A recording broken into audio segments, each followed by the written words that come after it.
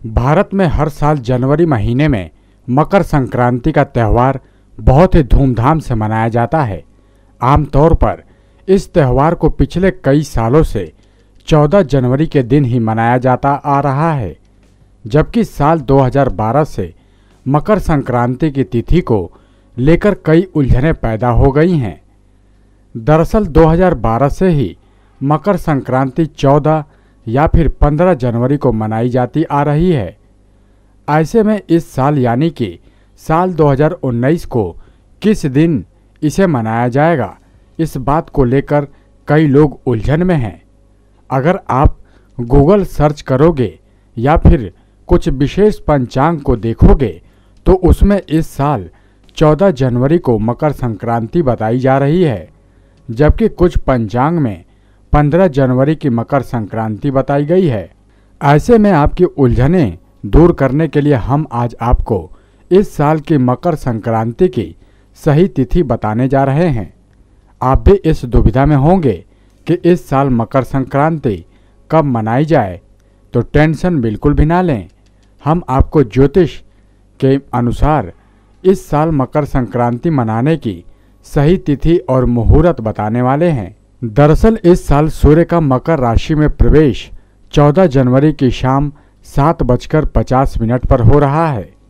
इस स्थिति में शास्त्रों का ये कहना है कि अगर किसी साल मकर संक्रांति रात में आती है तो उसे अगले दिन मनाया जाता है, यानी कि सही मायने में मकर संक्रांति 14 जनवरी को शाम 7:50 पर शुरू होगी, लेकिन इसे आप अगले दिन यानी 15 जनवरी के दिन मना सकते हैं।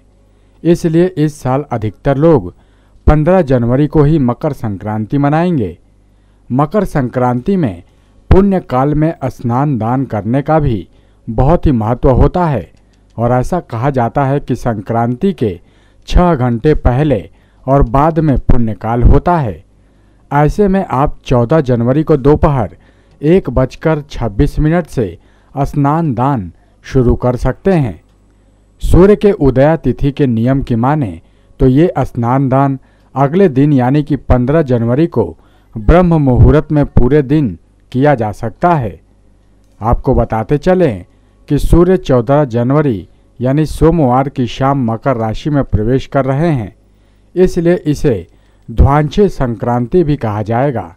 संक्रांति वाले दिन दान धर्म का सबसे ज़्यादा महत्व माना जाता है और ऐसा माना जाता है कि इस दिन जो भी व्यक्ति दान धर्म से जुड़ा हुआ काम करता है उसे लोक और परलोक दोनों में ही सुख शांति और समृद्धि की प्राप्ति होती है।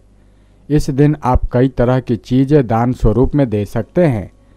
मसलन इस दिन अन्न, फल, ऊनी कपड़े, धार्मिक पुस्तकें, स्वर्ण, भूमि इत्यादि इन चीज़ों का दान का बहुत ही महत्व होता है।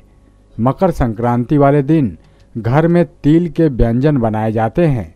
इन्हें भगवान को प्रसाद के रूप में भी चढ़ाने के साथ साथ घर के सदस्यों, मित्रों और पड़ोसियों में भी बांटना चाहिए। इससे सबके बीच में आपस में प्रेम और स्नेह बना रहता है और रिश्ते मजबूत होते हैं। नेक्स्ट 9 स्पिरिचुअल से विनीत राय की रिपोर्ट।